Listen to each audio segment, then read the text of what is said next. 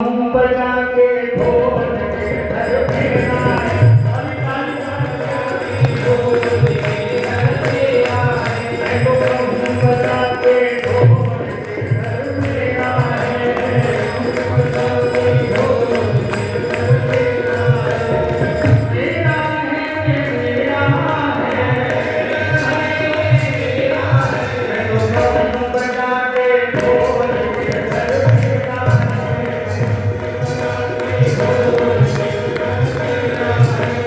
कोई करे घर में, कोई करे घर में, कोई करे घर में, कोई करे घर में, कोई करे घर में, कोई करे घर में, कोई करे घर में। राधा कृष्ण करो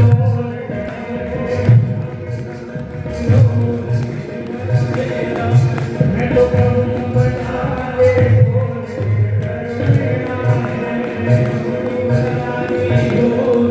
घर में आए। कोई कहे हरि को, कोई कहे मारो, कोई कहे हरि को, कोई कहे मारो, कोई कहे हरि को, कोई कहे मारो, कोई कहे हरि को, कोई कहे मारो, कोई कहे हरि को, कोई कहे मारो, कोई कहे मारो।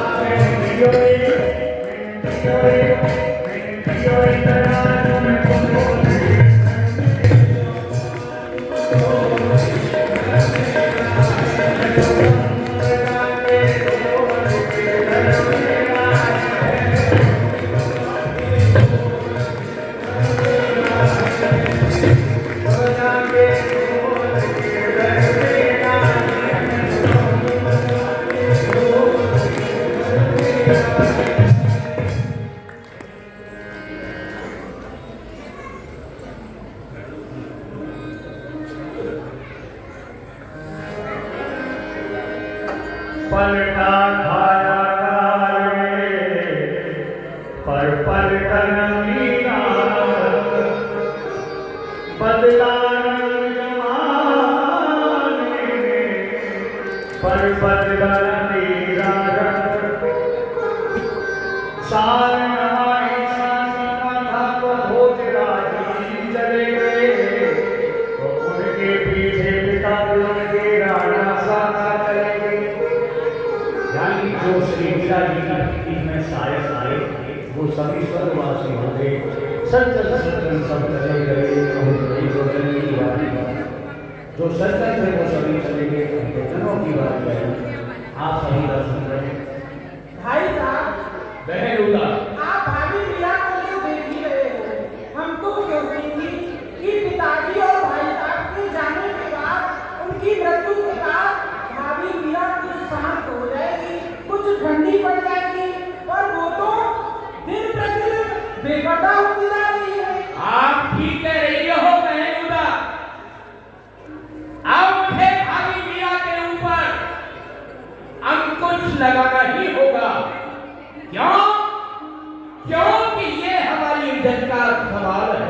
हाँ भैया, इज्जत नहीं तो कुछ नहीं। हम तो अपने घर वालों के सामने मुंह उगाड़ के भी बातें नहीं करती, और भाभी जी तो नंगे से नंगे बाबाजियों के साथ नाचती और गाती है। हद हो गई ऐसी बेशर्मी के लिए। आपने ठीक कहा है। एक राज्य की राज्य रानी होकर के इन बाबा लोगों के साथ में नाचे गाए, इससे ज्यादा हमारे लिए डूब मरने की और कोई बात हो ही नहीं सकती। पिताजी व भाई साहब ने इसे जो भी कुछ समझा, ये उनकी बात उनके साथ में चली गई, लेकिन हमारे शासन काल में भाभी मीरा का एक तरह का बेहुदा नाच हम बर्दाश्त नहीं करेंगे। तो भैया, आप एक कार्य क्यों नहीं करते? वो क्या? इन बाबा लोगों का महलों में आना जाना बंद करा दीजिए। ओ भाई हुआ, तुम आने जाने की बात कर रही हो? यदि मेरा बस चले तो इन साधुओं की खोपड़ी पकड़ पकड़ के, जितने भी तिलकधारी बैठे इनका तिलक चाट जाओ, इनकी खोपड़ी पकड़ पकड़ करके कृष्ण जन्मभूमि अर्थात कठिन कारागृह में ही बंदी बना दूं। लेकिन मेरी अंधी समाज के लिए क्या कहा जाए? ये अंधी समाज इन बाबा लोगों को अपना भगवान मानती है। दूसरी बात बहन, साधु समाज का मेरी अंधी समाज के ऊपर इतना प्रभाव जम चुका है, उसको एक झटके के साथ में उखाड़ देना संभव नहीं है। तो क्या भैया ये भक्त भक्तानियों का झमेला और इन महलों में ये मेला लगा ही रहेगा या कभी बंद भी होगा? बंद होगा, बंद होगा भाई होगा, बंद होगा, लेकिन सने सने बंद होगा। सुनो, तुम भाभी के लहर में जाकर के खूब चली कटी बुरी बातें कहो। अब डर किसका? डर जिन लोगों का था वो स्वर्ग शासन विक्रम राणा का है, और विक्रम राणा का ही नहीं महाराणा का शासन काल है।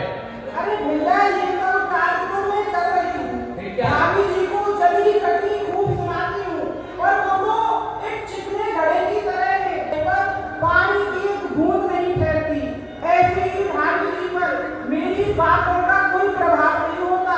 और भैया गर्जना तो बहुत हो गया, अब तो आपको बरसना ही पड़ेगा। और बहन यदि बिना बरसे ही वो किला फतेह हो जाए तो फिर आपका कहना ही क्या? सुनो, एक षड्यंत्र है। किसी तरह से भाभी मीरा के गिरधर गोपाल को चुरा लिया जाए तो कैसा रहेगा? बड़ा ही उत्तम रहेगा भैया, वह गिरधर गोपाल की बड़ी दीवानी है। लेकिन समस्या एक बात की है बहन, कौन इतना साहस करेगा जो कि भाई के भवन में जाकर के उसके गिरधर गोपाल को चुरा करके हमारे हाथ में सौंप दे? यह एक चोरी का कार्य है, आप उस कार्य को मेरे ऊपर छोड़ दीजिए। आप चोरी करेंगी? अरे मैं चोरी नहीं करूंगी, मेरी एक चोर दासी है, वो इस कार्य को आज रात्रि में ही कर देगी। आप चोर दासी भी रखती है क्या?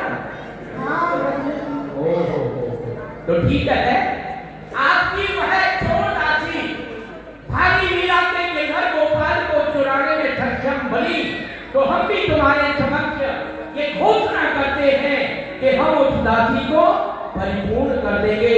कहने का तात्पर्य है कि हम उसको मुहमारा इनाम देंगे। हैं? वाह बहन वाह, जमाने के प्रत्येक भाई को बहन मिले तो पूरा जैसी। और भैया मैं भी सच कहती हूँ, यदि संसार में किसी बहन को भाई मिले तो आप बहन हो तो पूरा जैसी, और भाई हो तो विक्रम राणा। हाँ। दोनों बहन भाई आप सभी दर्शन कर रहे हैं। ये है राणा विक्रम श्री मीरा जी के जीवन और ये है उनकी ननद श्री उदा। तो इन दोनों ने षड्यंत्र किया कि कैसे भी गिरधर गोपाल को चुरा